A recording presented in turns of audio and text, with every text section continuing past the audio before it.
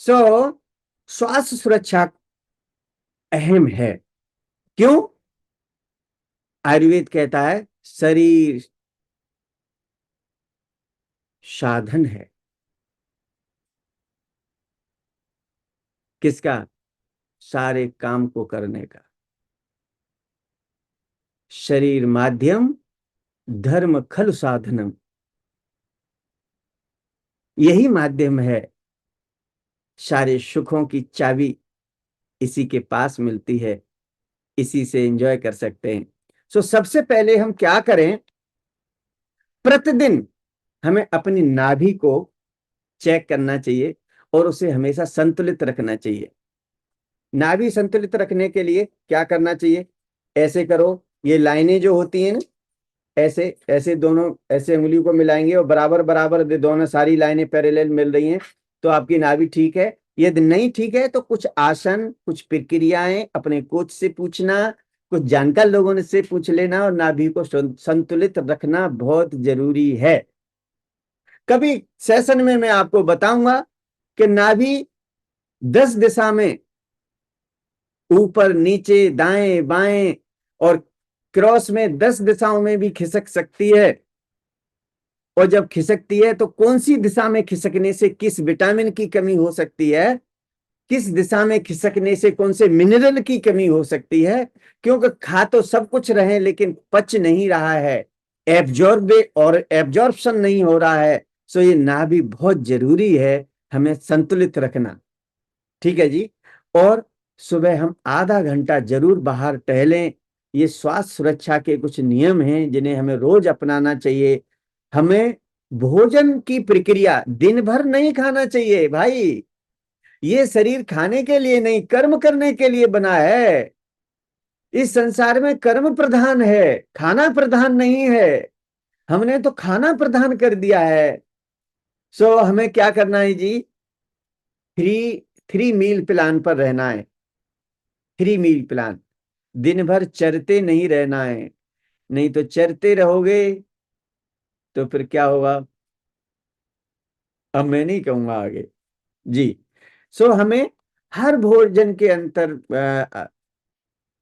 14 घंटे का एक बड़ा अंतराल चाहिए और हर 4 घंटे का एक गैप चाहिए। इतना ही नहीं, हमें अपने शरीर को स्वस्थ रखने के लिए हमेशा किडनी का ध्यान रखना चाहिए। जैसे पेंक्रियाज की बात की मैंने, तो किडनी को स्वस्थ रखने के लिए हमें क्या करना चाहिए जी? किडनी फेल हो गई जी, किडनी परेशान कर रही है जी। अरे किडनी क्यों फेल हो गई जी? ईमानदारी से बताओ। आपने पानी पिया? जब से होश संभाला तब से संभाल के आप पानी पीना नहीं जानते। लोग कि कितना पानी पीना चाहिए। वो कहते हैं जितना प्यास लगती है उतना पी लेते हैं। नहीं भाई, हर चीज का एक पैरामीटर होता है।